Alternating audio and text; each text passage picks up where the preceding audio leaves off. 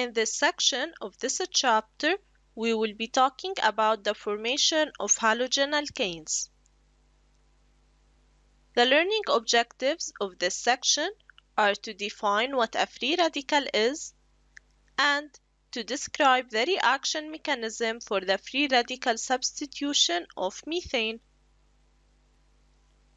When you put a mixture of an alkane, so we have any alkane, and a halogen into bright sunlight or even shine a photoflood lamp onto the mixture, the alkane and the halogen will react to form a halogenalkane. So, when we have an alkane and a halogen in the presence of sunlight or even a photoflood lamp, these two will react together to form halogenalkanes. Actually, the ultraviolet component of the light starts the reaction. On the other hand, alkanes do not react with halogens in the dark at room temperature. So, if an alkane and a halogen are mixed, however, in the dark, they will not react to form a halogen alkane.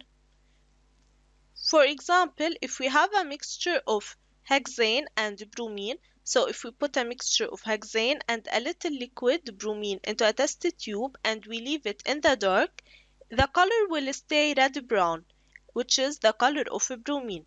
However, if we use ultraviolet light and if we shine it onto it, the mixture becomes colorless and misty fumes of hydrogen bromide will appear.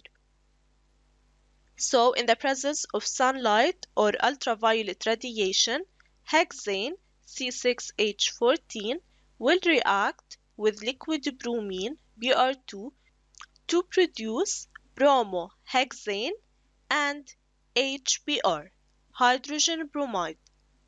Actually, a substitution reaction has taken place because one or more of the hydrogen atoms in the alkane, which is hexane, has been replaced by a bromine atom and hydrogen bromide is given off as a gas.